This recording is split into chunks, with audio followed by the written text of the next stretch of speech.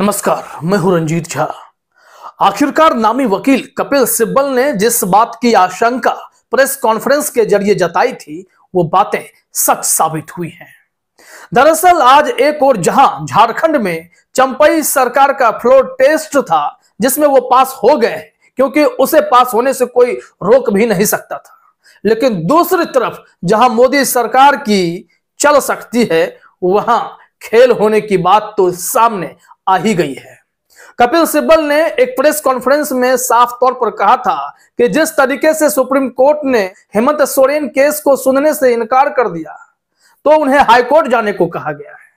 वो पहले तय कर लें कि हमें किस केस में आपके पास आना है या नहीं आना है, लेकिन साथ ही साथ उन्होंने कहा हमें अब पता है कि आगे क्या होने वाला है। 2009 का मामला है और 2024 में गिरफ्तारी हो रही है, और अगर ये बात भी अगर सुप्रीम कोर्ट नहीं सुनेगा तो हम कहां जाएंगे? हाई कोर्ट में क्या सुनवाई होगी? पहले जवाब आएगा, फिर डेट लगेगी, 15 दिन 20 दिन बीत जाएंगे, फिर बहस होगी, फिर जजमेंट होगी। इस बीच तो 10 केस और हो जाएंगे। क्या हो रहा है हिंदुस्तान में? और हुआ भी वही। झारखंड हाई कोर्ट में आज हेमंत सोरेन केस की सुनवाई थी। ईडी की गिरफ्तारी, मनमानी गिरफ्तारी को चुनौती देते हुए कपिल सिब्बल ने हेमंत सोरेन की याचिका लगाई थी, लेकिन यहां पर कोर्ट रूम में फिर से खेल देखने को मिल गया। एक्टिंग चीफ जस्टिस जो हैं चंद्रशेखर जी, उन्होंने तो गजब कर दिया। हुआ यूं है कि हेमंत सोरेन के मामले में उसी तार को उलझाने की कोशिश हुई जिस बात की आशंका कपिल सिब्बल जता रहे थे, हम और आप भी जता रहे थे।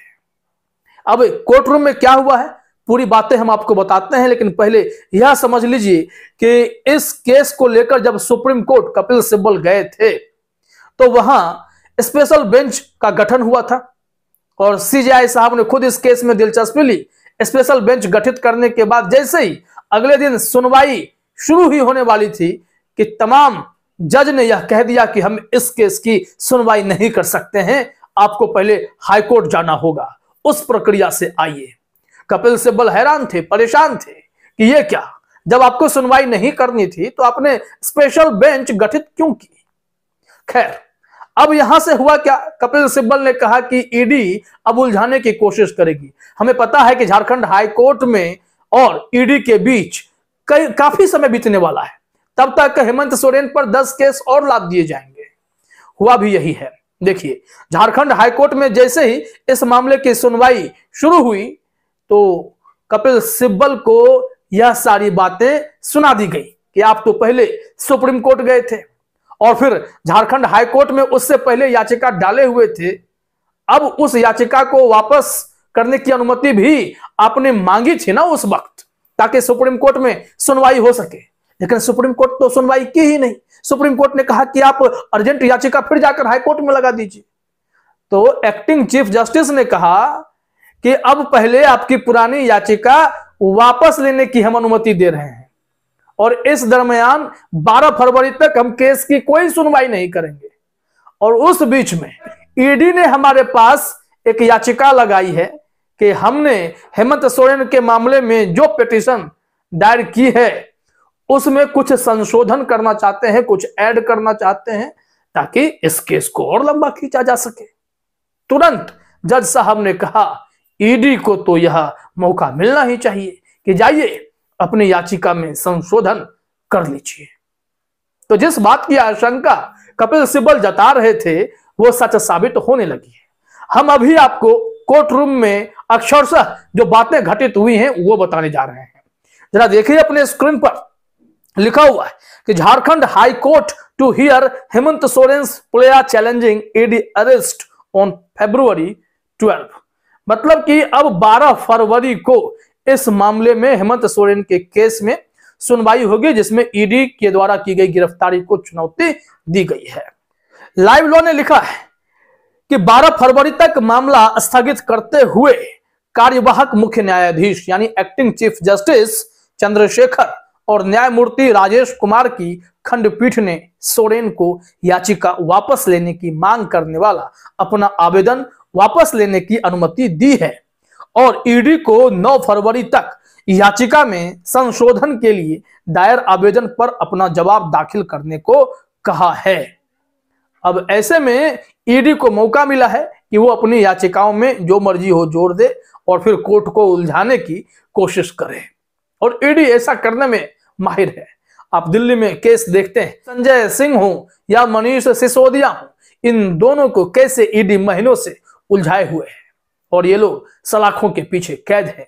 बाहर निकलने का कोई मौका नहीं है, ना ही ये अपने पार्टी के लिए काम कर सकते हैं, ना ही लोकसभा चुनाव के दौरान अपने पार्टी को मजबूत करने के लिए चुनाव प्रचार में उतर सकते हैं। सिर्फ अरविंद केजरीवाल बचे हैं और उन्हें भी सलाखों के पीछे भेजने के लिए ईडी पूरा हाथ पैर मार रही है और इसके लिए कोर्ट का भी सहारा ले रही है। अभी सीआईडी को भी भेजा जाना शुरू किया जा चुका है। खैर, बात हेमंत सोरेन की हो रही है तो कोर्ट रूम की ही बात होगी। देखिए, एक्टिंग चीफ जस्टिस ने क्या आदेश दिया है। लिखा हुआ है, आदेश मिला है कि 2 फरवरी को माननीय सर्वोच्च न्यायालय द्वारा पारित आदेश के मद्देनजर IA 1216/2024 IA 1111/2024 को वापस लेने के लिए को अनुमति दी जाती है। नतीजतन IA 1111/2024 रिट याचिका को वापस लेने के लिए को खारिज कर दिया जाता है। WP 68/2024 ईडी की गिरफ्तारी को चुनौती देना अभी भी ऑन बोर्ड है। 2024 का IA संख्या 1215 यह आवेदन 2024 के WP CR 68 के दलीलों और प्रार्थना भाग में संशोधन के लिए है। अब यहां से देखिए, जो 2 मामला है WP 68/2024, यह जो रिट पिटीशन है, बताया जा रहा है कि इसमें ईडी की गिरफ्तारी को चुनौती देने का मामला बनता है, जिसे ऑन बोर्ड रखा तो गया है, लेकिन उस पर भारी पड़ जा रहा है IA संख्या 1215। यह जो रिट पिटीशन है वो है कि हम इसमें संशोधन करना चाहते हैं। ईडी की तरफ से एक याचिका लगाई गई कि उन्होंने जो हेमंत सोरेन के खिलाफ मामला बनाया है उसमें कुछ एड ऑन करना चाहते हैं या फिर कुछ हटाना भी चाहते हो, लेकिन एड ऑन ज्यादा करेंगे। कपिल सिब्बल ने कहा है कि ये 10-15 केस और लाद कर तब केस को भारी करेंगे, कोर्ट को उलझाएंगे और इसमें समय जाहिर करेंगे। तो यहीं पर ये दोनों महत्वपूर्ण केस है। हमने इसलिए केस नंबर की बात, रिट पिटीशन नंबर की बात यहां पर कर दी है। इसमें लिखा गया है कि श्री अमित कुमार दास, ये रिटर्निंग वकील हैं प्रवर्तन निदेशालय के, ईडी के तरफ से जो वकील हैं, उन्होंने संशोधन के लिए आवेदन का जवाब दाखिल करने के लिए 5 दिन का समय मांगा है। प्रवर्तन निदेशालय की प्रतिक्रिया 9 फरवरी 2024 तक दाखिल की जाए। मामला 12 फरवरी 2024 को बोर्ड में रखा जाएगा। ये कोर्ट का प्रॉपर एक आदेश है जिसे हमने अक्षरशः आपके सामने रखा है। अब देखिए यहां पर क्या हुआ कोर्ट रूम में, कपिल सिब्बल की तरफ से दलील और कोर्ट में जज साहब की प्रतिक्रिया। लिखा गया है कि सोरेन ने उच्च न्यायालय के समक्ष रिट याचिका वापस लेने की मांग की थी, क्योंकि उन्होंने सुप्रीम कोर्ट के समक्ष भी इसी तरह की याचिका दायर की थी। हालांकि 2 फरवरी को सुप्रीम कोर्ट ने सोरेन को हाई कोर्ट जाने को कहा और कहा था कि आप अर्जेंट हियरिंग के लिए वहां पर गुजारिश कर सकते हैं, लेकिन हम हाई कोर्ट को कोई आदेश जारी नहीं करने जा रहे हैं। उन्होंने कहा कि हम हाई कोर्ट को नियंत्रित करने नहीं जा रहे हैं। हमने आपको पिछले रिपोर्ट में यह बातें बताई है और हाई कोर्ट ने अपने विवेक से जो फैसला लिया है, ईडी को वक्त कि जाइए अपने पिटीशन में और संशोधन कर लीजिए और आपको 12 फरवरी तक इंतजार करना होगा। मतलब अभी और जुडिशियल कस्टडी हेमंत सोरेन की बढ़ती रहेगी। लिखा गया है कि सोरेन की ओर से पेश वरिष्ठ वकील कपिल सिब्बल ने मामले की तत्काल सुनवाई का अनुरोध किया। हालांकि एसीजे ने टिप्पणी की, यानी एक्टिंग चीफ जस्टिस ने टिप्पणी की कि हम उन्हें कुछ समय देंगे, आपकी दलीलें रिट दलीलों का हिस्सा नहीं है। मतलब यह मामला तत्काल सुनवाई के योग्य नहीं है, यह हाईकोर्ट का मानना है। इस वजह से ईडी को मोहलत भी देंगे और 12 फरवरी तक सुनवाई भी नहीं करेंगे, यह भी तय कर दिया गया। सिब्बल ने क्या जवाब दिया? सिब्बल ने कहा कि मेरा एकमात्र अनुरोध यह है कि ये सुप्रीम कोर्ट में रातों रात जवाब दाखिल करने में सक्षम थे। मुझे बस इतना चाहिए कि वे समय ले सकते हैं, लेकिन इस मामले में तात्कालिकता का एक तत्व है, यह मेरा एकमात्र अनुरोध है। ईडी को जो भी संशोधन करना है करे, लेकिन हमने कहा कि यह अर्जेंट मामला है तो इसकी सुनवाई तो कम से कम कर लीजिए। लेकिन हाईकोर्ट ने भी कहा नो, हम 12 तारीख तक कुछ भी नहीं सुनेंगे जब तक कि ईडी का पूरा पक्ष दोबारा से एड ऑन होकर के नहीं आ जाता है। सिब्बल के अनुरोध को बहुत उचित मानते हुए एसीजे ने मामले को 12 फरवरी के लिए सूचीबद्ध किया है। अभी इंतजार करना होगा। मतलब यह मामला 1 सप्ताह के लिए आगे बढ़ा दिया गया है।